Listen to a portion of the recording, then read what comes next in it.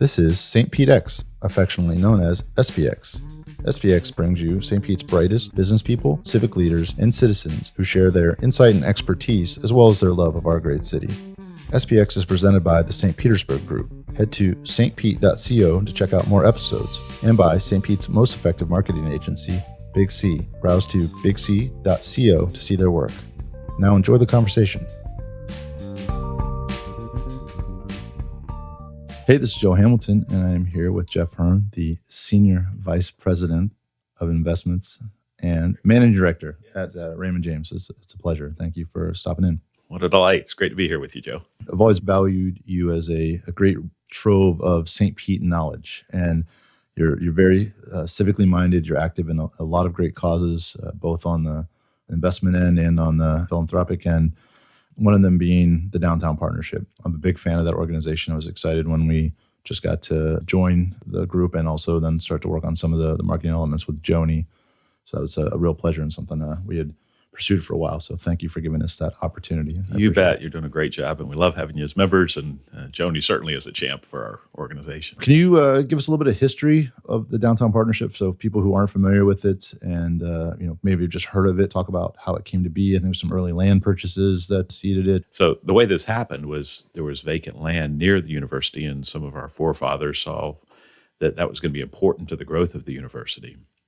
The Downtown Partnership could acquire the land, but the state couldn't get all the bills and funding through for a couple of years, so we were going to have to sit on it. And the organization wasn't really big enough to do it itself, so they borrowed the money, and many of the board members signed for it and guaranteed the loan. And so then after a couple of years, the state had allocated enough money, and they bought the land back from us to build some of University of South Florida St. Petersburg campus. And about what year was that? Or what decade even? Yeah, the 80s, early 80s. The 80s, okay. Yeah. Do you remember about how much land it was? I don't remember. It was good for a couple of buildings, several buildings, yeah. And so is that kind of right in the main campus proper area or across, 2nd Street there? It was part of the main campus area. That is important land. Yeah. Then.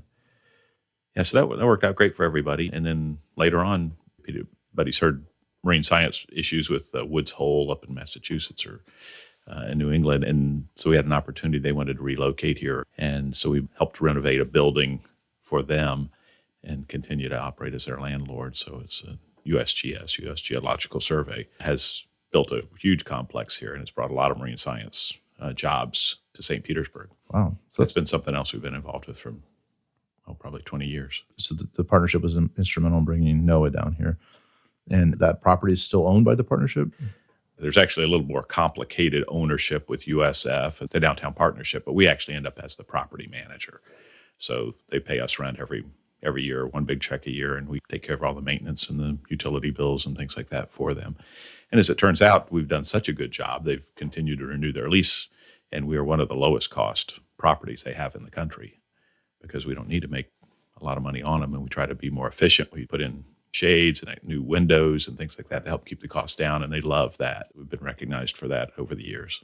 Wow, who would have thought it? Downtown Partnership as a landlord, a beacon right? of landlordship. Right. Well, David Brett's been managing that property for a long time, so shout out to him.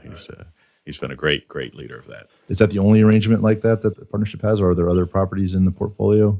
Well, the other little piece financially that was sort of interesting is some years ago we received shares in a marine science company that was starting out, and we'd done a lot of work to help them get on their feet, and they gave us a few shares of stock. And some 10 or 15 years later, that few $1,000s turned into well over $100,000 wow. when they were acquired. And so we earmarked that money only to be invested in other startup companies. So now we have 4 or 5 young St. Petersburg companies that we've invested in and try to help support them and introduce them to board members or future customers or try to help them along. What are the most recent ones? We own Priatech and SavvyCard. Those are a couple of the Luma Stream. If they're granddaddy of, if there is such a thing, having a life of, 4, 5, 6, 7 years, it's pretty long in Startupville. So we've invested in those companies. We also have one, it's the product they have is called Grouper Check. And it's where you test fish to make sure it's really what it says it is. And they've got a test that can do that in about 45 minutes. It's a company spawned, no pun intended, out of University of South Florida Marine Science here in St. Petersburg. There's probably some logical tie back to some of the previous leadership's interest in marine biology. Right. Mr. Betzer? Peter Betzer was over 35 years the dean for the USF Marine Science Department. and their campus is in the St. Petersburg campus, even though it's truly affiliated with the Tampa campus. So that's one of those kind of weird little combinations. But yeah, Peter's been a great advocate for marine sciences, and the Downtown Partnership has supports several scholarships every year, I don't even remember, it was a couple $100,000 a year of scholarships. So he was certainly a big advocate for that. And even predecessors, people before Peter, were very supportive of the marine sciences. One interesting project I heard a little rumbling about was converting the old sewage treatment plant into a fish farm. Mm-hmm. Where did that end up? And there's some initial research maybe? Or Yeah, well, what happened was one of our board members saw in the city budget, they allocated $2 million to close that down and basically turn it into a vacant lot. And then we'd figure out what we wanted to do with it, put new airplane hangars up, put a restaurant, new terminal for the airport or something, who knew? And he thought, $2 million, you could really do something with that piece of property. So he got together with a couple of people and started asking around, do you know anything we could do? Do you have any ideas? Do you think of this? And eventually he had maybe 6 or 8 or 10 people that were sort of brainstorming for him. And I literally took it to my dinner table with my kids and said, hey, what would you do about this? What do you think would be a cool idea for this? And they started researching and Googling and interneting and, finding ideas and daydreaming a little. We had thought that there's been museums made of it. There's been housing made out of these big brown sewer tanks. It sounds kind of disgusting, but once you clean them up and paint them, and playgrounds have been made out of them. One of the things that came along was making a fish farm. So we helped pay for a grant to do a little study on that to see if that was really viable. And the Downtown Partnership found out that it was viable and there were people interested in it. So we took that pretty far down the road to the point of having contracts. And I think there's a patented or trademark, a ruby redfish that they were going to grow in those tanks that would be a specialty redfish that you could have in restaurants and they'd sell all over the Southeast. Wow. I would have thought that might be the way we put St. Pete on the map with our sewage plant redfish. That's right. Yeah. But anyway, we did help pilot that and shepherd that along to try to get reuse that without having to tear it down. And obviously with some of the overflow issues, is that sort of what put a hold on that, or where did that sort of end up? Yeah, the thought was maybe to reopen that plant. They had shut it down, and as I understand it, had filled some of the pipes with concrete. So there was no flow at all, and they were getting ready to start cleaning it up. And then when the sewage dumps into the bay happened, they just said, stop everything. We may need to open this back up and use it again. And again, the way I understand is this may not be enough to really make that big of a difference. The existing plants have a lot more room and opportunity to expand and use deep water wells and things like that. So theoretically, it's possible we may see a fish farm there someday? Sure, it could come back to life. Cool. I think that's a fun project. Isn't there a processing or a packaging plant right there on 4th Street, right? There's one right across the harbor, and there was even some talk of putting a big pipe in. Pipe the fish over. Send the fish on a little ride through a pipe down under the bayou there in the harbor and over to the other side where the processing plant is. I'm not sure that'll happen or not, but that was kind of fun to think about. You're bringing up some great examples. That's the sort of thing the St. Pete Partnership does, is the contrast to a downtown waterfront master plan where there's 30 organizations involved and everybody's got their opinion. They got lots of committees. The St. Pete Downtown Partnership, even though that's a very important part of downtown, wouldn't have much more to add. One more voice isn't going to really add to that. There was nobody looking at that piece of property where that sewer plant was.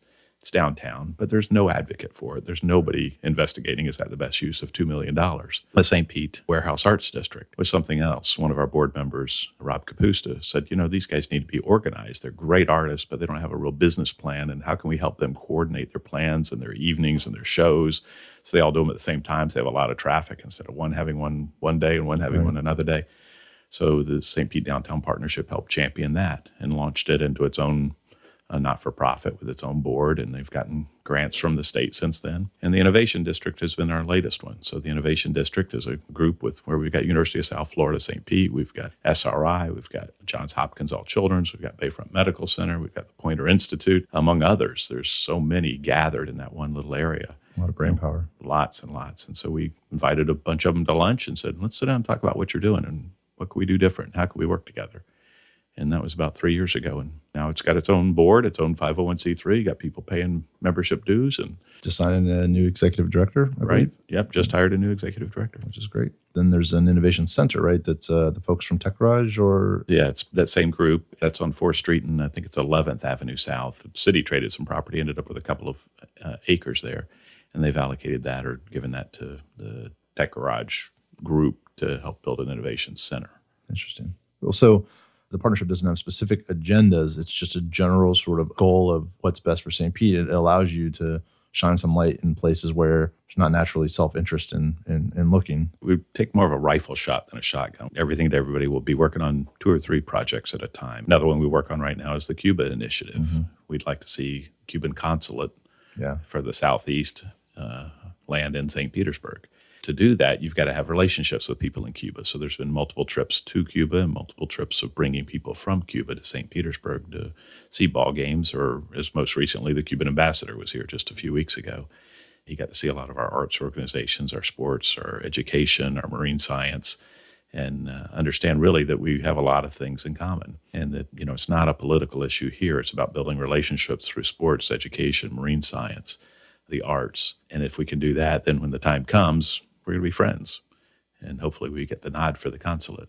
Some of the other major cities in Florida have said they don't want it. Really? It's too political for them. Well, I like that St. Pete is willing to step up and embrace that opportunity, because I don't see it as political either. I see it as connecting to the rest of the world and exchanging information. We mentioned a couple of the startups. I guess there's a few worth discussing there. Of course, Priatech got the deal with the building downtown to get the naming rights. So that's, at the very least, a kind of sexy opportunity to shine above the city. And then they partner with people like Sony and get Jeopardy and Wheel of Fortune and things like that to be a part of their advertising gaming program. Those are pretty big wins for a little company in St. Pete, and they're coming along nicely. And of course, LumaStream, I think they're a nice contract with Tesla to do their dealerships in the U.S., and it's certainly got some nice brand power behind them. Eric's got a great story about one of the showrooms. I think it was on the West Coast, actually, and they're having a cocktail party or something on a Saturday, and they basically called them Friday and said, "Can you put new lights in?" Yeah. And so you bring all your stuff and you get out there and you put it in, and it looks like a whole different place, because the LED lighting they've invented is just so different in the color. They said, there's a red car and a blue car and a white car, and the red car and the blue car didn't look that much different until you put the new lights in, and then it was like a flag, red, white, and blue, bright. That was a fun success story. And did you guys have anything to do with the relationship between LumaStream and the university, as far as then they put a classroom in LumaStream? Yeah, St. Pete College put a training center in the LumaStream manufacturing facility. So there are several training machines. I forget what kind of machines they're called, but they do train people at their headquarters to work in their company, and it's skill sets they can use all over the Tampa Bay area, if not the country. And they've hired a few people out of that class. And they have. And Eric is a great artist. He's a Renaissance man. Google Eric. He's got big rock sculptures and things all over the country. And that's Eric Higgs from LumaStream, for those of you listening, if you want to check out some of his work. It's pretty cool. I'd love to hear the history of what is now Foundation for Healthy St. Pete, that was the Hero Foundation, and sort of the origins of that money, and your observations of your time working on that initiative. So I got involved with Bayfront Medical Center as a part of the foundation. That was my first introduction. Well, I'll go back a little bit further. In the 80s, my father worked briefly at Bayfront. He'd been in city management and banking, and he was the first director of development for Bayfront Medical Center. And I didn't really put the two together until, way, way long after this, but I found one of his old business cards after he passed away, and I was cleaning things out. I don't think he held the job for very long. It was kind of an interim thing, or to get it set up for the hospital. And so directors of development are generally fundraisers. They're typically raising outside money for organizations. At the time, it was still a pretty big heyday for the hospitals. Business was good and reimbursements were good from the government. But long story short, Don and I had all 3 of our children at Bayfront, so we had a little special place in our heart for the hospital, and it was a public hospital. It's owned by the city of St. Pete, but not the government. It's owned by the people of St. Petersburg. So it's a private, not-for-profit hospital. Over the years, as healthcare got tighter and tighter and more expensive, it became obvious that a standalone, not-for-profit hospital was not going to be able to make it. I ended up doing some fundraising for the Hospitalist Foundation, and then was later on the board for the hospital. And as we went along, we could see the handwriting on the wall, maybe 5 or 10 years out. We'd have to do something, so why don't we make a change before we have to? So we solicited, indications of interest from about 16 different hospital organizations, and narrowed that down to 3, and then 2 were really legitimate contenders. We ended up selling the hospital to HCA out of Naples, which had about 70 or so hospitals, as I recall. So it was local. It was not too big. It wasn't one of these multi-thousand type hospital organizations. And the people seemed to be of good character and fit the right profile of what we wanted to do here, and didn't have a presence here. So everybody would keep their job. 6 months later, they sold out. They sold to a community health system out of Tennessee. So that was a much bigger organization. And so the poor employees had gone from Bayfront to HMA to CHS, and they'd had 3 employers in a year. That was a lot different than how we intended that to turn out. The deal actually closed then with HCA, and then they sold. It was HMA, HSA. It wasn't HCA. HCA is a really big hospital chain. What we sold to was a much smaller one. And that was the initial sale. That was what generated the funds for what they call a conversion foundation. So a conversion foundation is when you convert a not-for-profit hospital to a for-profit hospital. Mm-hmm.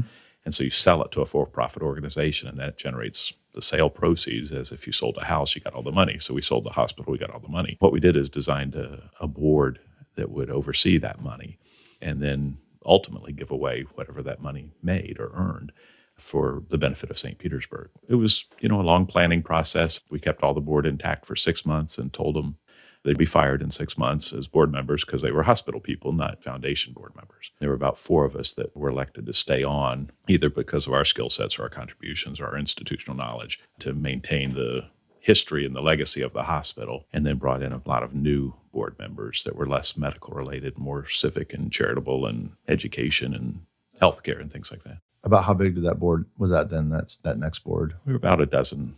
Was there any kind of a sustainability mindset from a financial standpoint where you wanted to obviously put some money into some initiatives? Were you aiming to get a return on some of those initiatives to keep the foundation going? Yeah, the idea was we had about $200 million. We had to pay off some debt. We collected some of our outstanding receivables and so forth, and ended up with about $190 million. But part of the deal was we bought into the new hospital. So we put $40 million into the new hospital to be a shareholder of that organization to make sure we could keep a tab on their charity care, the quality of care.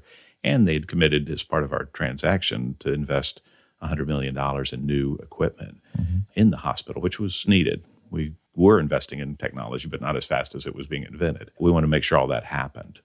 Ultimately, it has. I think they've invested over $80 million in the hospital so far. Great. So we were a shareholder of the hospital, but the other $150 million or so was to be invested, and then the earnings from that would be put back into city of St. Petersburg for education initiatives, healthcare initiatives, civics or arts, all different kinds of things to make St. Pete a better place. And then with the sale to the bigger organization, I would assume that helped the share value, actually, as much as it was disappointing from this is not who we chose to sell to standpoint.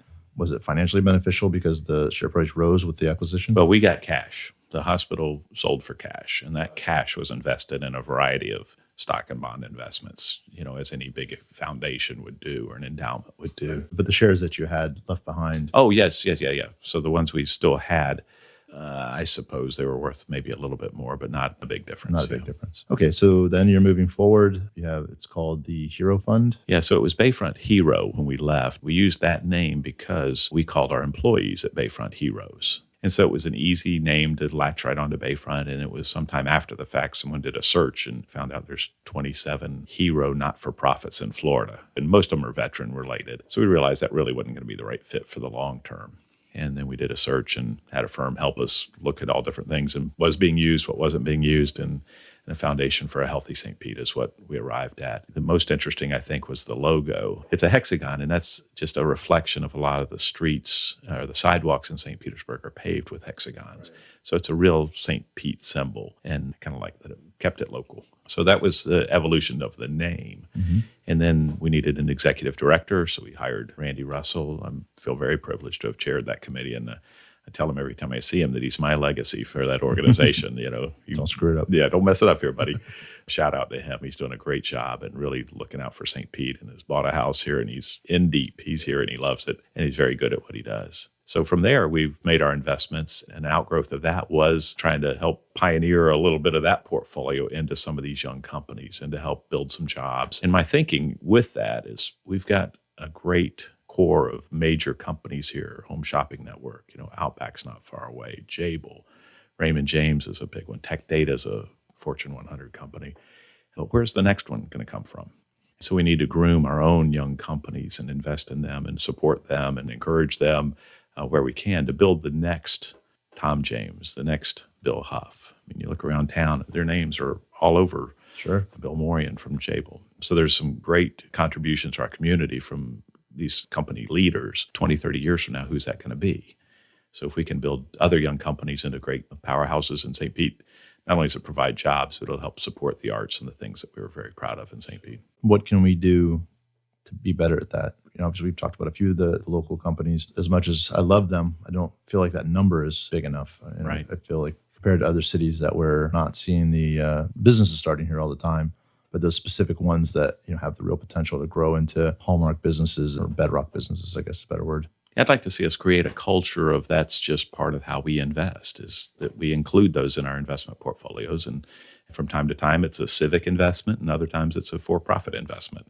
Sometimes you just want to help out and do a little something. Other times, you're going to want to make money on this. And then their responsibility is to grow and to build and to make us money on our return on our investment. Everybody's situation is a little bit different, but our community for several generations had been a retirement community. We're taking risk in small companies we just never heard of. It was a CD, a tax-free bond, a government bond type investment community. But as the age is coming down and the availability to take a little more risk as for younger people in particular, it seems like that'll be a good fit if we can just tell the story and help people understand how that fits in a portfolio. It's certainly not something you put all your money in. And my encouragement is you spread it over 8 or 10 different little companies.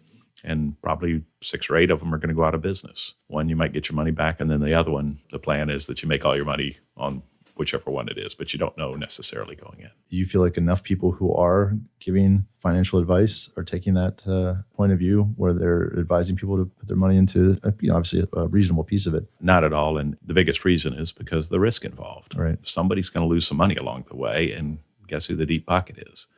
So they want their money back. And so we as advisors, in my role as a financial advisor in St. Petersburg, if I put that hat on, I can't advise my clients to do that. They can find out, they can ask me about companies, they can investigate them, but I can't tell them go invest here or go invest there, because that's just not going to fit in our corporate world of how things happen. And some are going to go to zero, and you've got to make sure you spread your money out into a lot of different ones and take that risk yourself and know what you're getting into. But again, as an advisor, I think it's appropriate for certain people to be able, they have the wherewithal to do that. But it's probably not going to come from the big institutional investment people. Yeah, that's fair enough. But it sounds like you found some neat ways to take what would be investment funds sort of at the same level as an institutional investor, but found appropriate methods to get that money into the smaller guys. Which is, right. If we could find some of the local endowments and foundations and things, and if they'd allocate just a small piece to the younger startup companies, that'd be a great gesture. And ultimately, I think some of them are going to work out great and they'll make some money on it. But that'd be nice if we could just create that as part of our culture. We take care of these small companies, we invest in them and support them. Yeah, thanks for saying that. I agree. Let's talk a little more about the foundation for Healthy St. Pete. I've noticed that there seems to be, in the things they invest in, they like to build, or you must, procedural or frameworks for success versus individual projects. Have you ever had conversations about the nature of how you want to use the money in that regard? As far as, obviously, there's a lot of worthy nonprofits. Are there a specific type of initiative you're looking for? One of the things when we first got started was to find out who was doing what.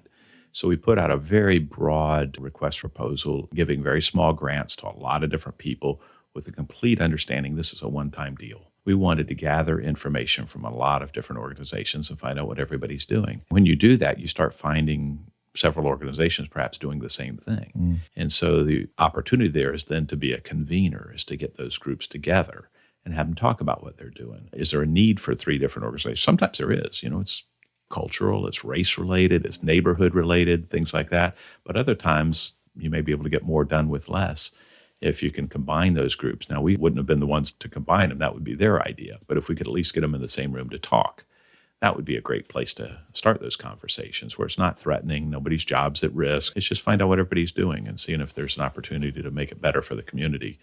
And how did that go in general? Obviously, there's just, like you said, people don't have their thing they've been working on, and the idea of melding those, even if it makes sense, can be a hurdle. Yeah, that's about the time I exited the board. So, okay. So I know the objective, and I know some of the meetings happened, and I still refer people to the foundation and Dr. Curtis and to the group there, but I'm not in on the meetings anymore. How long ago did that happen? About 1.5 years ago. And so have you found anything? Obviously, you're very busy with the partnership. Any other newer initiatives you've taken a liking to? Well, just kind of continuing on that thought, one of the things I've tried to do is help bring a new awareness to some of the companies that do operate in St. Petersburg. Marks and Labs is one. And so we had to invite them to come speak at the Rotary Clubs and try to help introduce them around. And they do virtual reality type business, and they've signed some great big companies, and they got an office right here in downtown St. Pete. It's not a name anybody's ever heard of, but it's the technology of the future. Recently at our downtown partnership luncheon, we had hosted ICOR, and ICOR no one's ever heard of. But Icor's got 40,000 employees all over the world and work in 60 countries. Their office is in downtown St. Petersburg. Hartman. Impressive individual.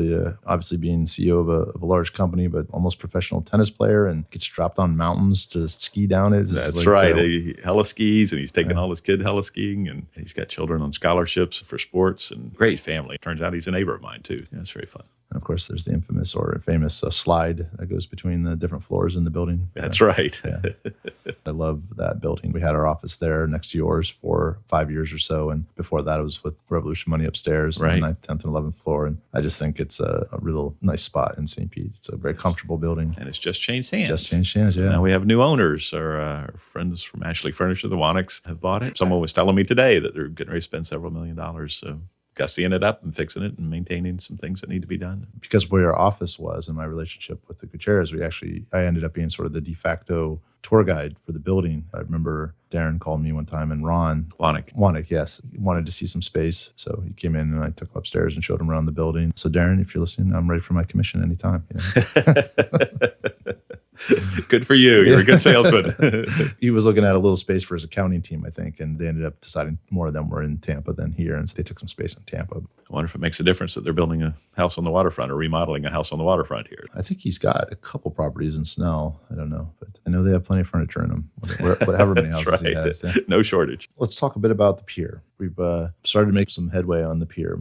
I'd love to hear anything you have to say about the actual pier as it sits, but more interested in what role do you think an iconic entity like the pier has been and theoretically will be? What importance does that have for St. Pete and why? I'll share just a little bit of history. A big reason I live in St. Peters is because of the pier. My dad was hired by the city in 1970 as the assistant city manager, and one of his responsibilities was getting the old pier built and lease it to restaurants and coffee shops or whatever when he first joined. He's also in charge of the Parks Department and Allang Field and Bayfront Center, which is now Mahaffey. And so we've had some family ties to that. Before he passed away, I said, Dad, they're starting to talk about tearing down the pier now. What do you think about that? And he had a long pause, and I'm expecting a tear or something, and probably about time is what he said. Very pragmatic. There were pictures of it and there were postcards of it, but the real relationship to the pier there was the events that were held in the pier. The upside down pyramid pier, that was iconic as a building. And there were a lot of pictures of that and postcards of that. But what you remembered was the building. The pier we have planned now is probably not going to be that same kind of iconic, picturesque building, but it's going to be a place for events. It's going to be a place you'll remember for what you did there. So that's what it's being built for. And I really, when I heard that and really grasped it, because I wasn't a big fan of all the designs, it just didn't seem like anything was working. But the concept of when you leave St. Pete, you remember what you did at the pier. You remember the event. You remember the activity. It's not so much the building. That really made a believer out of me. Look at the things that we might want to throw in the same sort of bucket as maybe the arch, right? Things happen under the archway in St. Louis, and you can go up the archway and look out the window and look back at the city. And so there's some experience, but the arch is the arch. Its picture value is not to be understated. I don't think. Same thing kind of with the Space Needle. You can go up it and look around. I think they have a restaurant there, right? And I think so, yeah. So I didn't get as hung up on the design as I did the opportunity to do things. I guess that's the way to say it. I certainly think usability, it needs to be something for the citizens. It needs to be something for tourists and everything. But we'll see. You might even think of it as that whole pier district in Beach Drive being sort of the iconic, kind of like South Beach is to Miami. You can't point to anything specific other than the beach, obviously, for South Beach, but no specific structure really. But the overall totality of the area becomes the icon in and of itself. I think it's going to be spectacular when we're done. It'll be a great place to gather, folks from out of town and locals alike. It got to be a point where the old pier, the locals weren't really using it much. And I think this will go, what we've got set up now with all the playgrounds and water parks and beaches and kayak rentals and all the things that can happen and food to be had there. I think that'll be a local draw as well. So how long was your dad in that position? He was there 3 years and then went into banking after that. And he was kind of in there on the ground floor with a lot of the neat stuff that was happening in that waterfront area. Yep, it was very fun to see all that happening. Do you think you would have kind of been city, maybe mayor by now? I don't know. Yeah, I don't know. Maybe that's would have been my path. Yeah. He was a great leader for us and active in St. Pete, and certainly taught us as children to give back. That we were very blessed, and we owe something back to the community. So I don't do it as a burden. I do it as a joy, in my activities. So speaking of giving back, one thing I like to do is give you a chance to put the spotlight on an entity or a person or just something that you feel is doing good work for St. Pete, elevating St. Pete, lifting St. Pete up, and that could benefit from a little more attention, some eyeballs on it. Anything come to mind? I am a huge fan of Joni James, our CEO, and she left the Tampa Bay Times editorial board to come work for us, and she is doing a great job. She's very bright. She's got advanced degrees and writes beautifully, as you might imagine, but she's also a great thinker. And we just got a letter from the PSTA, the Transportation Organization, in the last couple of days recognizing her as such a great team player, as an outside public-private partnership. I think the words they used was one of the most thoughtful, collegial people they'd ever worked with. And so I'd like to give a shout out to Joni for her hard work and what she's doing for the city. She loves St. Petersburg. She could work anywhere in the world. She's a very talented person, and she wants to be here. Right, and I would echo that. We've worked with her now on 2 projects, the Innovation District and the partnership, and both have been extremely fun and professional and efficient and great. So, yeah, she's a superstar. I grew up here since elementary school, went to school over in Lakeland at Florida Southern College, which is the largest single-site collection of Frank Lloyd Wright architecture in the world. So that's a really interesting place. But I wanted to go away to school, but not too far away. And I've really loved St. Petersburg. We've had children, raise them here, and they've grown up. Somebody asked me, why are you doing all you're doing? I said, well, I really want to make this a place our kids will want to come back to. So I've got one who's moved back to town, and he said, Dad, you did a pretty good job. So it's fun to have the young people come back. And when I was growing up, it was all you could do to get out of town. And now it's a destination for them to come back to, which I think is a great tribute to our city and our city leaders and how they've helped form St. Pete. In my 20s, I was a bit of a vagabond, and I backpacked for about 5 years around the world. I don't know if we've ever talked about that or not, but I assumed that I would bounce around for my entire life and live in different countries. And I moved here about 13 years ago, and here I am. Never been happier and fully rooted in this place, and I can't imagine going anywhere else, despite the vacations will be enough, right? That's exactly right. It's fun to go visit other places, but by doing that, you realize how great it is here. Cool. Well, I appreciate you stopping by and spending some time with us. Your work that you're doing is greatly appreciated, and I appreciate you sharing the knowledge and some of the history of some of the organizations you're involved with. It's always fun to be with you, Joe. You've made it to the end of another great episode. For show notes, head to stpete.co to the show notes page, which includes links to all the resources mentioned in the show, as well as quotes and key insights from the show and information about the guest and the host. Thanks again to our sponsor, Big C. Head to Big C, that's BIGSEA.co to check out their work. And if you like what you heard, make sure to share this episode on social media and leave a comment. See you next time.